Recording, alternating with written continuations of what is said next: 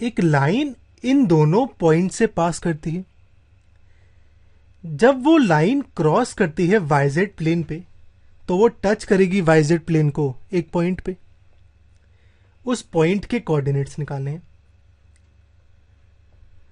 ये निकालने के लिए सबसे पहले मैं लाइन की इक्वेशन निकालता हूं। फिर वाईजेड प्लेन में जो पॉइंट है वो इस लाइन में भी होगा, तो उसके कोऑर्डिनेट्स इस लाइन की इक्वेशन में पुट करूंगा और सॉल्व करूंगा, तो रिक्वायर्ड पॉइंट के कोऑर्डिनेट्स आ जाएंगे। मेथड 1 में मैं लाइन की इक्वेशन निकालता हूं वेक्टर इक्वेशन से, और मेथड 2 में कार्टेशियन इक्वेशन से। अब लाइन जो कि 2 पॉइंट से पास करती है, उसकी इक्वेशन कुछ ऐसे होती है। जहां पे ए और बी है पोजीशन वेक्टर उन दोनों पॉइंट्स के। मेरा पहला पॉइंट है 5 1 6, तो इसका पोजीशन वेक्टर होगा 5i 1j 6 के। ऐसे ही दूसरा पॉइंट है 3 4 1, तो इसका पोजीशन वेक्टर होगा b 3i 4j 1 के। b माइनस ए की वैल्यू कुछ ऐसे आएगी। b माइनस ए और a की वैल्यू इस फॉर्मूले में पुट करता हूं, तो r की वैल्यू मेरी ये आती है। इसे फर्स्ट इक्वेशन मान लेता हूं। अब एक पॉइंट है वाईजेड प्लेन में जो कि इस लाइन से क्रॉस करता है।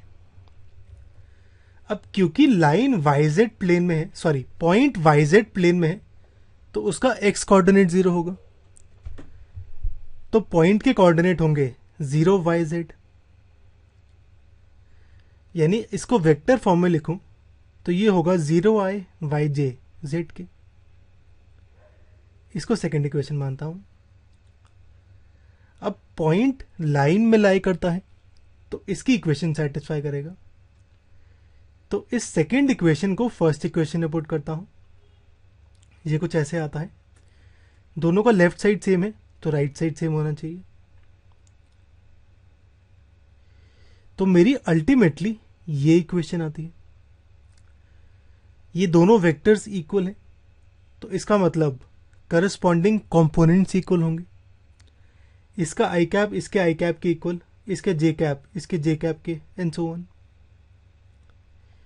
तो 0 होगा 5 माइनस 2 लेमडा के इक्वल, y होगा 1 प्लस 3 लेमडा के इक्वल, और z होगा 6 माइनस 5 लेमडा के इक्वल। यहां पे 0 इक्वल टू 5 माइनस 2 लेमडा से लेमडा की वैल्यू आ जाएगी। लेमडा की वैल्यू से y और z की वैल्यू आ जाएगी, और कोऑर्डिनेट आ जाएगा पॉइंट का। तो लेमडा आता है 5/2। y और z में पुट करूं तो ये कुछ ऐसे आता है। तो रिक्वायर्ड पॉइंट है 0, 17/2 माइनस 13/2।